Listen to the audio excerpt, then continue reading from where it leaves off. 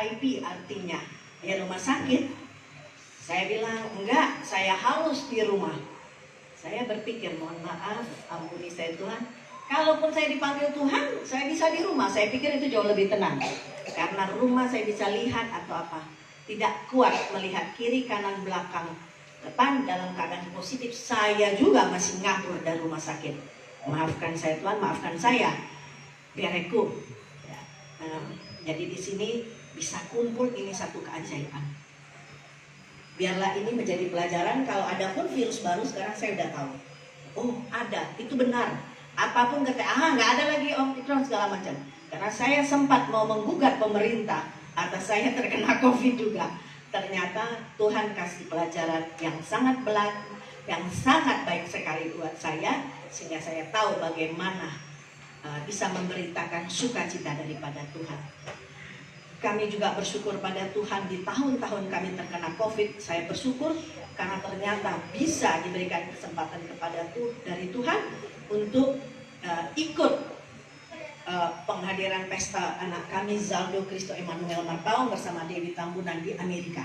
Mungkin kalau pas waktu itu di bulan 5 atau bulan 3 kami terkena COVID, bisa saja kami tidak ke sana. Tapi Tuhan kasih dari pas Desember 23, saya ingat itu, sampai Januari, sampai mau Februari, saya tetap jadi stay 2 kali di dalam masuk rumah sakit. Itu semua karena kebaikan Tuhan. Jadi kalau saat ini bisa bersama-sama, terima kasih untuk anak-anakku di sini.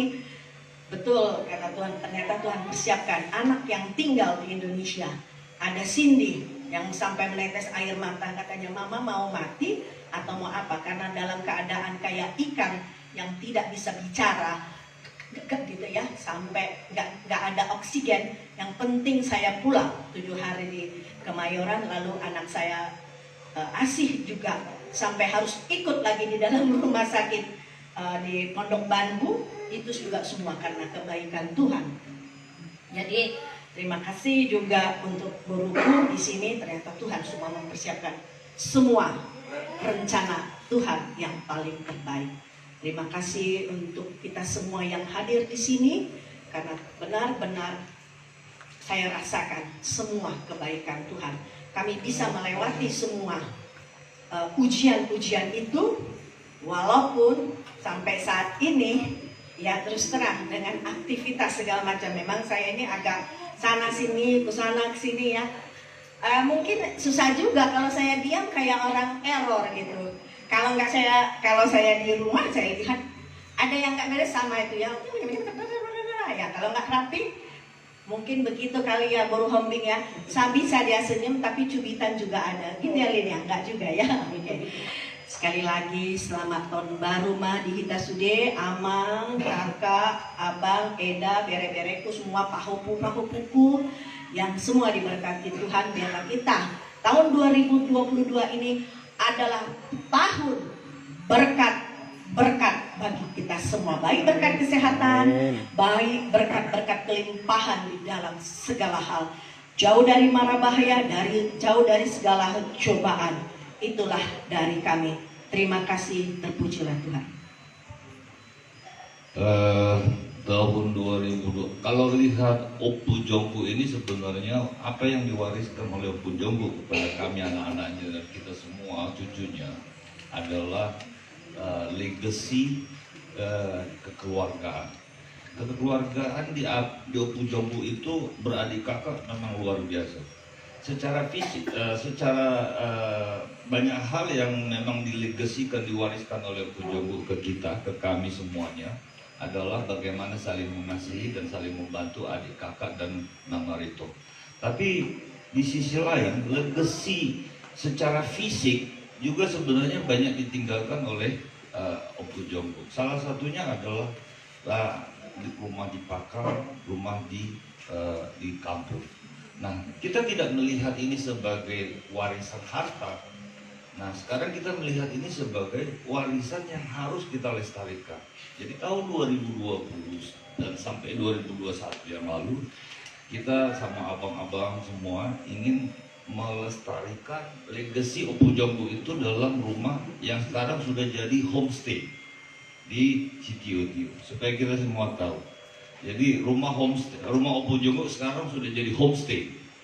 Homestay artinya apa? Setiap orang yang berkunjung ke kampung bisa tinggal di rumah itu dan dia bisa menikmati suasana desa wisata yang terus-menerus akan dibangun di desa. Legasi yang kedua yang ditinggalkan oleh Opu Jonggok adalah karena dia dulu mantan kepala desa, dia ingin desanya juga kitalah sekarang, kamilah generasi kita inilah yang coba membantu legasinya itu biar bisa tumbuh, menumbuhkan ekonomi desa. Jadi dalam kehidupan keluarga kami Opu Zoe, saya udah tahun 2021 ini pensiun. Itu kesaksian yang saya boleh bilang. Kalau dulu abang-abang saya ini pensiun, dia mengeluh, atau saya bilang bukan mengeluh tapi sombong. Kalau kalau kita ngomong, saya kan udah pensiun, katanya Opu Gracia, Opu Giana, Opu Derian. Sekarang saya udah bisa ngomong, saya kan udah pensiun, tapi biarpun pensiun tetap meninggalkan legacy, pekerjaan yang kita akan tinggalkan untuk generasi-generasi berikutnya. Jadi saya sharing ini kepada kita semua para Opu Jonggok, biar semua juga ikut berpartisipasi di dalam legacy Opu Jonggok. Di mana? Di Sitio-tio. Dalam bentuk apa? Nggak usah juga harus materi, tapi juga bisa jadi suatu saat kalian jalan-jalan lah ke Sitio-tio. Ya, kalau ke Sitio-tio jalan-jalan, lihat legacy Opu Jonggok. Ya, terus kemudian bentuk apa lagi? Ya, dukungan doa. Ya, paling gampang ya bentuk material juga boleh, karena kita akan membangun banyak di sana. Banyak, misalnya ada 1000 tangga, ada ke Parbisan, itu adalah makam Pertahulu Emas. Ada pinggir sungai yang nanti bisa memancing, bisa kuliner, bisa naik speedboat ke Pasir Putih, ke Balike, ke Samosir dan seterusnya. Terus kemudian selain speedboat bisa memancing dan seterusnya. Legasinya Opu Jonggok lah yang kita mau tegakkan di Sitio-tio. Itulah yang saya mau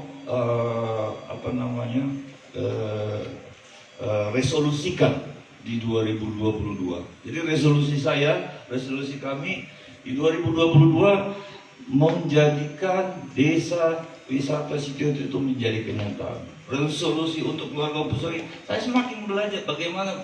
Sekarang makin belajar lagi untuk mengenali lagi Opu Zoe Boru ini, karena makin tua. Saya pikir saya udah kenal dia, ternyata makin tua makin harus banyak yang saya harus kenali Opu Zoe Boru. Itu resolusi yang kedua. Resolusi yang ketiga, nantikan segera di TV One. Oke, terima kasih, Tuhan memberkati. Amin. Ya, kita nyanyi satu ayatnya. Hidup ini. Ya, siap-siap untuk keluarga Opung Abigail.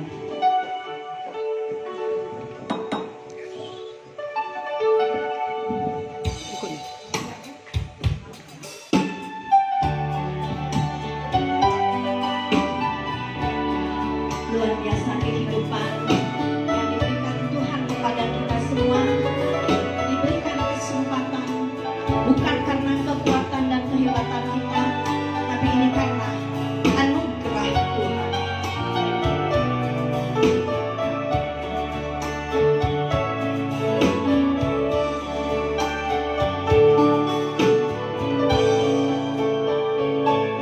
Hidup ini adalah kesempatan. Hidup ini untuk melayani Tuhan. Jangan sia-siakan waktu yang Tuhan beri. Hidup ini hanya sementara.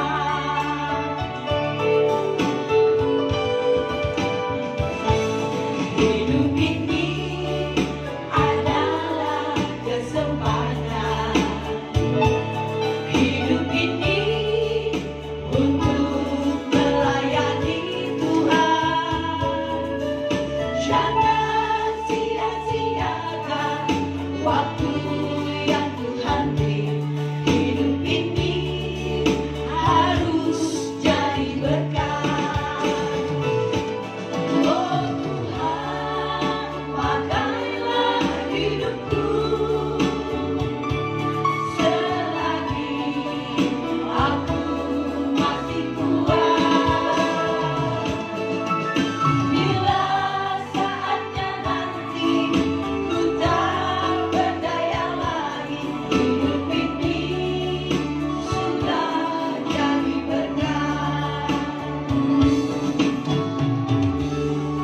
kita tidak tahu apa yang terjadi 1 jam, 2 jam ke depan.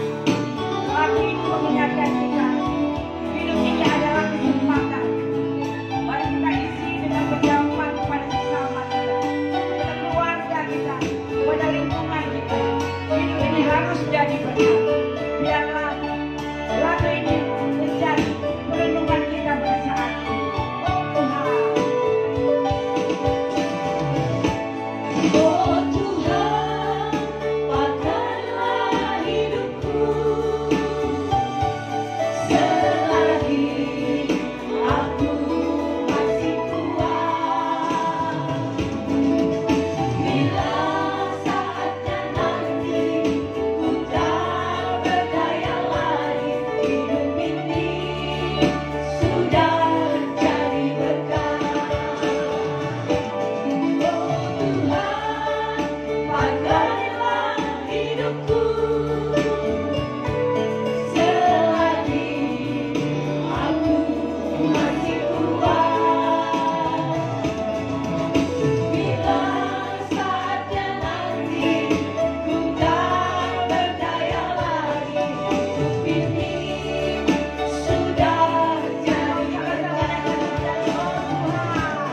Oh Tuhan, pakailah hidupku selagi aku masih kuat. Bila saatnya nanti ku tak berdaya lagi, hidup ini sudah jadi berkat.